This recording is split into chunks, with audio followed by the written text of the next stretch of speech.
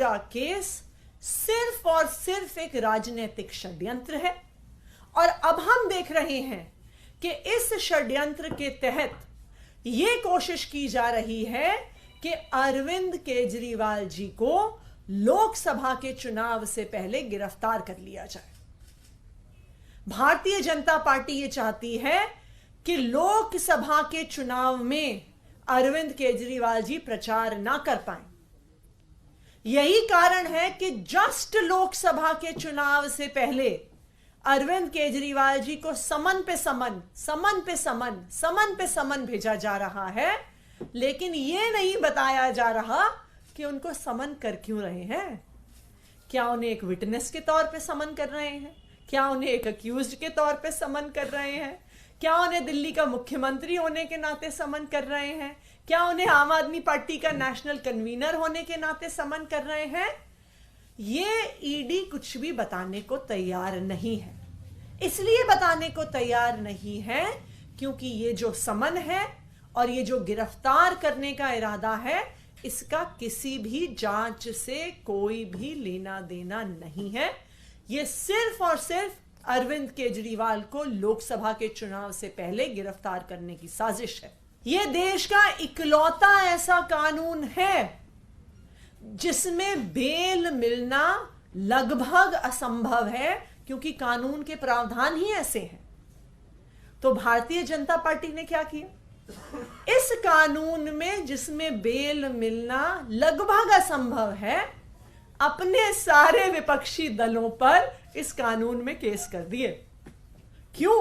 क्योंकि अब आप पीएमएलए के तहत इन्फोर्समेंट डायरेक्टरेट से अपने सारे विपक्षी दलों के नेताओं पे रेड कर सकते हो, समन कर सकते हो। एक बारी गिरफ्तार कर लिया तो फिर वो जेल में ही रहेंगे, फिर उनको बेल मिलेगी ही नहीं।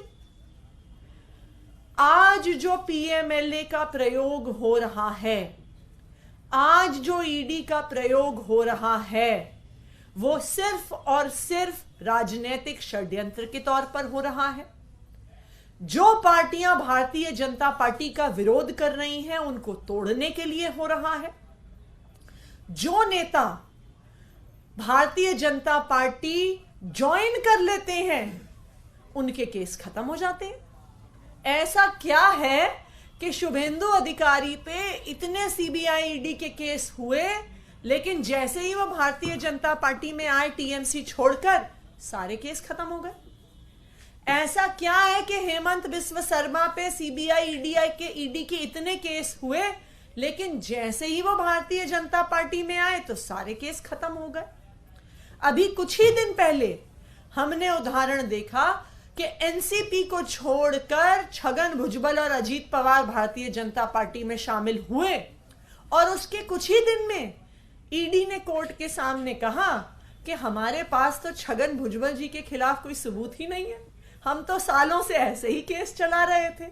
500 से अधिक विटनेसेस बुलाए जा चुके हैं, लेकिन 1 रुपए तक का सबूत नहीं मिला, 1 रुपए की रिकवरी नहीं हुई।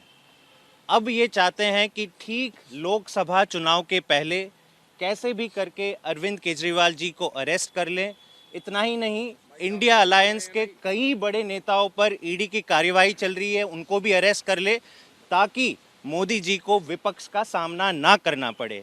इसीलिए ये अरेस्ट की जो बातें हो रही है, वो कई दिनों से बीजेपी करती आ रही है।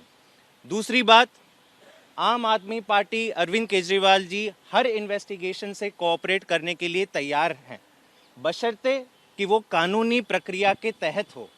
अब तक ईडी के जितने भी समन्स आए हैं वो इलीगल हैं, और इसीलिए हमने इस समन्स का रिस्पॉन्ड नहीं किया है। ये खबर कहां से आई कि आज रेड हो रही है? ये कहां से खबर आपको मिली देखिए, है? और ईडी ने कहा है कि ये खबर फाल्स है, झूठी है, कि कोई रेड आज नहीं हो रही है ईडी की तरफ से। देखिए, पिछले रात को पुख्ता सूत्रों के हवाले हमें पता चला था कि ईडी की रेड होने वाली है, अरविंद केजरीवाल जी अरेस्ट होने वाले हैं। और आप इसकी पहले की एक क्रोनोलॉजी देख लीजिए। जब मनीष सिसोदिया जी अरेस्ट हुए थे तो सबसे पहले बीजेपी वाले उन्होंने कहना शुरू कर दिया था कि अरेस्ट होने वाले। ईडी ने खारिज किया था। क्या हुआ? मनीष सिसोदिया जी अरेस्ट हुए। जब संजय जी अरेस्ट होने वाले थे तो सबसे पहले बीजेपी के नेतागण बोलना शुरू कर दिए थे कि 24 घंटे में इनकी अरेस्ट होना तैयारी आप कर लीजिए। ईडी ने तब भी खारिज किया था, लेकिन संजय जी अरेस्ट हुए हैं। अब पिछले 24 घंटों से आप देखिए, समन्स जारी होने से पहले बीजेपी को पता चल जाता कि समन्स जारी होने वाला है। पिछले 24 घंटे से हर एक बीजेपी का नेता कह रहा है कि अरविंद केजरीवाल जी अरेस्ट होने वाले हैं। मतलब साफ है कि अरेस्ट का वारंट अगर निकलेगा तो बीजेपी दफ्तर से निकलेगा, ईडी बाद कार्यवाही करेगा। इसलिए हमने कहा है कि ये होना आज कोई छापेमारी नहीं हो रही है, आज कोई गिरफ्तारी नहीं हो रही है। आप इस पे अभी भी आप नहीं, आपको कहां से मिल रही है? नहीं, जो भी हमें सूत्रों के हवाले ही मिली है ये खबर। और आप सबने देखा कि सुबह पुलिस की बड़ी जो एक गैदरिंग थी केजरीवाल जी के घर के बाहर थी। तो हम अब सिचुएशन को मॉनिटर करेंगे। ईडी का कोई आधिकारिक स्टेटमेंट हमें अब तक नहीं मिला है, लेकिन वो स्वतंत्र हैं। कभी भी अगर कुछ भी अगर उनकी प्रक्रिया होती तो हम तब उसका जवाब देंगे। Welcome to K-Mall, a premium project by Kaleen Group. K-Mall is in the heart of Kolkata's electronic, garment and lifestyle hub, Khidirpur.